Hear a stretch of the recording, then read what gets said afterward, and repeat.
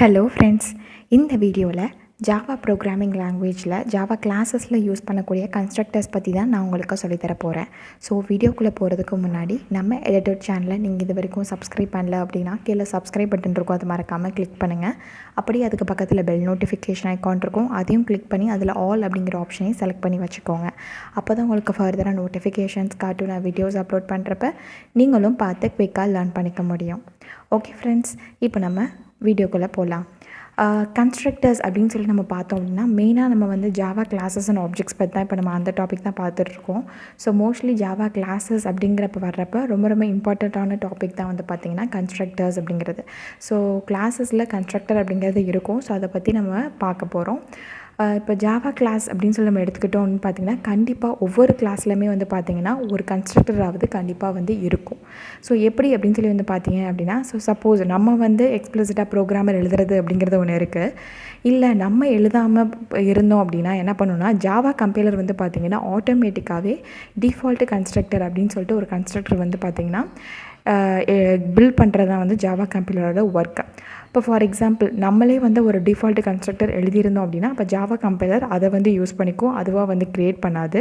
Suppose நீங்கள் வந்து ஒரு கிளாஸ் எழுதியிருக்கீங்க, அதில் எல்லா ஃபீல்ட்ஸ் மெத்தட்ஸ்லாம் யூஸ் பண்ணியிருக்கீங்க, ஆனால் கன்ஸ்ட்ரக்டர்ஸ் எதுவுமே நீங்கள் எழுதாமல் ஜஸ்ட் ஃபீல்ட்ஸ் அண்ட் மெத்தட்ஸ் மட்டும் கொடுத்த ஒரு ஜாவா கிளாஸ் நீங்கள் எழுதியிருந்தீங்க அப்படின்னா ஜாவா கம்பைலர் உங்களுக்காண்டி ஆட்டோமேட்டிக்காகவே என்ன பண்ணணும்னா இந்த டிஃபால்ட் கன்ஸ்ட்ரக்டர் வந்து பார்த்திங்கன்னா க்ரியேட் பண்ணி கொடுக்கும்.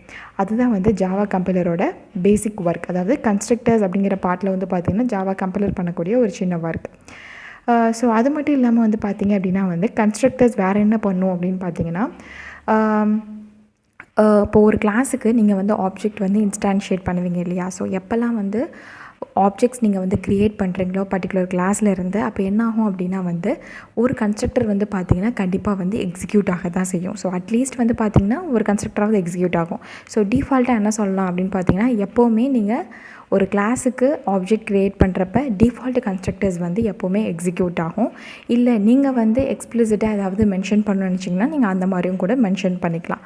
ஸோ பை டிஃபால்ட்டாக எப்போவுமே டிஃபால்ட் கன்ஸ்ட்ரக்டர்ஸ் அப்படிங்கிறது எக்ஸிக்யூட் ஆக தான் செய்யும். ஸோ டிஃபால்ட் கன்ஸ்ட்ரக்டர்ஸ் எக்ஸிக்யூட் ஆகிறப்ப என்ன ஆகும்னு சொல்லி வந்து பார்த்திங்கன்னா அந்த கன்ஸ்ட்ரக்டர்ஸ்குள்ளே என்னென்ன ஸ்டேட்மெண்ட்ஸ் இருக்கோ அதை எக்ஸிக்யூட் பண்ண போகுது, அவ்வளோதான். ஸோ ஃபார் எக்ஸாம்பிள் வந்து பார்த்திங்க அப்படின்னா எக்லிப்ஸ் ஐடியில் நான் உங்களுக்கு கன்ஸ்ட்ரக்டர்ஸ் ப்ரோக்ராம் வந்து போட்டு வச்சுருக்கேன். ஸோ அதை நம்ம ஒரு கிளான்ஸ் வந்து பார்த்துக்கலாம். ஸோ கன்ஸ்ட்ரக்டர் இதுதான் வந்து பார்த்திங்கன்னா ஒரு கிளாஸ் பப்பி அப்படின்னு சொல்லிட்டு ஒரு கிளாஸ் வந்து இருக்குது. அதுக்குள்ளே நான் வந்து என்ன பண்ணியிருக்கேன் அப்படின்னு சொல்லி வந்து பார்த்திங்கன்னா பப்பி அப்படின்னு சொல்லிட்டு ஒரு கன்ஸ்ட்ரக்டர் வந்து நான் வந்து யூஸ் பண்ணியிருக்கேன். அதுக்குள்ளே வந்து பார்த்திங்கன்னா இன்னொரு கன்ஸ்ட்ரக்டர் நான் வந்து யூஸ் பண்ணியிருக்கேன் வித் சம் பேராமீட்டர்ஸோடு யூஸ் பண்ணியிருக்கேன். ஸோ இது வந்து பார்த்திங்கன்னா பேராமீட்டர்ஸ் எதுவுமே பாஸ் பண்ணல. இது வந்து பார்த்திங்கன்னா ஒரே ஒரு பேராமீட்டர் பாஸ் பண்ணியிருக்கேன், அது வந்து ஸ்ட்ரிங் அப்படிங்கிற டைப்பில். ஸோ இந்த மாதிரி நான் பேராமீட்டரை பாஸ் பண்ணுற கன்ஸ்ட்ரக்டரை வந்து என்னென்னு சொல்லி சொல்லுவோம் அப்படின்னா பேராமீட்டரைஸ்டு கன்ஸ்ட்ரக்டர்னு சொல்லுவோம். அதே மாதிரி வந்து பார்த்திங்கன்னா நான் பேராமீட்டர்ஸ் எதுவுமே பாஸ் பண்ணாமல் ஜஸ்ட்டு சிம்பிளாக நான் வந்து ஒரு கன்ஸ்ட்ரக்டர் கால் பண்ணியிருந்தேன் அப்படின்னா இதை வந்து நம்ம டிஃபால்ட் கன்ஸ்ட்ரக்டர்னு சொல்லுவோம். சரி, எப்படி இதை வந்து கன்ஸ்ட்ரக்டர்னு சொல்கிறோம், நாங்கள் வந்து மெத்தட்ஸ் தானே நம்ம வந்து சொல்லுவோம் அப்படின்னு சொல்லி நீங்கள் நினைக்கலாம். ஸோ இன்னொரு பாயிண்ட் வந்து என்னென்னு சொல்லி வந்து பார்த்தீங்க அப்படின்னா கன்ஸ்ட்ரக்டர்ஸ்க்கு நீங்கள் எப்போவுமே நேமிங் கொடுக்குறீங்க அப்படின்னா அது எப்போவுமே நீங்கள் கிளாஸ் நேம் தான் கொடுக்கணும். இதுதான் வந்து பார்த்திங்கன்னா மெயின் ரூல். ஸோ அதை வச்சு தான் நான் வந்து என்ன சொன்னேன் அப்படின்னு பார்த்தீங்கன்னா இது ரெண்டுமே வந்து கன்ஸ்ட்ரக்டர்ஸ்னு சொன்னேன். ஏன்னா இங்கே கிளாஸோட நேம் வந்து பார்த்திங்கன்னா பப்பி அப்படின்ட்டு இருக்குது.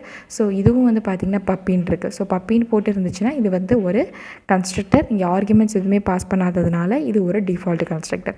இதுவும் வந்து பார்த்திங்கன்னா பப்பின்னு இருக்குது, கிளாஸ் நேம்லேயே இருக்குது. ஸோ இதுவும் ஒரு கன்ஸ்ட்ரக்டர் தான், ஆனால் ஒரு பேராமீட்டர் நம்ம பாஸ் பண்ணியிருக்கோம். ஸோ இது வந்து பேராமீட்டரைஸ்டு கன்ஸ்ட்ரக்டர் அப்படின்னு சொல்லி நம்ம சொல்லலாம்.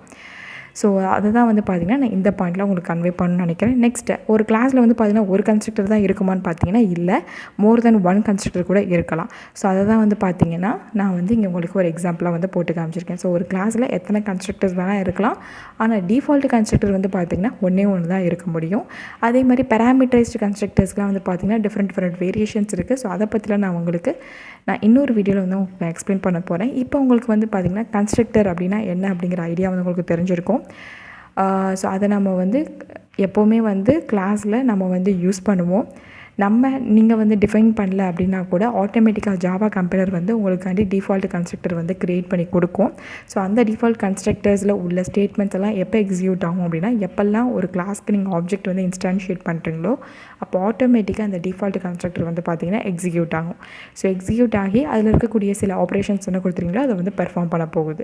இதுதான் வந்து பார்த்திங்கன்னா மெயின் ஒர்க் ஆஃப் கன்ஸ்ட்ரக்டர்னு நம்ம சொல்லலாம். ஸோ கன்ஸ்ட்ரக்டருக்கு நீங்கள் நேமிங் கொடுக்குறப்ப எப்போவுமே வந்து பார்த்திங்கன்னா ஜாவா கிளாஸ்க்கு நீங்கள் என்ன நேம் கொடுத்துருக்கீங்களோ அதே நேமே கன்ஸ்ட்ரக்டருக்கும் நேமாக கொடுங்க. ஒரு ஜாவா கிளாஸில் வந்து பார்த்திங்கன்னா எத்தனை கன்ஸ்ட்ரக்டர்ஸ் வேணால் நீங்கள் வந்து யூஸ் பண்ணிக்கலாம். ஸோ அதுக்கு வந்து லிமிட் கிடையாது. ஓகே ஃப்ரெண்ட்ஸ், இந்த வீடியோவில் வந்து பார்த்திங்க அப்படின்னா நம்ம கன்ஸ்ட்ரக்டர்ஸ் அப்படிங்கிற கான்செப்ட் பற்றி பார்த்தோம். நெக்ஸ்ட் வீடியோவில் வந்து பார்த்திங்கன்னா ஆப்ஜெக்ட்ஸ் வந்து எப்படி க்ரியேட் பண்ணுறது அப்படிங்கிறத பற்றி தான் நான் உங்களுக்கு சொல்லித்தர போகிறேன். ஸோ வீடியோக்குள்ளே போகிறதுக்கு முன்னாடி நம்ம edutut சேனல் நீங்கள் இது வரைக்கும் சப்ஸ்கிரைப் பண்ணல அப்படின்னா சப்ஸ்கிரைப் பண்ணுங்கள். உங்கள் ஃப்ரெண்ட்ஸ்க்கும் மறக்காமல் ஷேர் பண்ணி சப்போர்ட் பண்ணுங்கள் ஃப்ரெண்ட்ஸ். தேங்க்யூ. கீப் வாட்சிங்.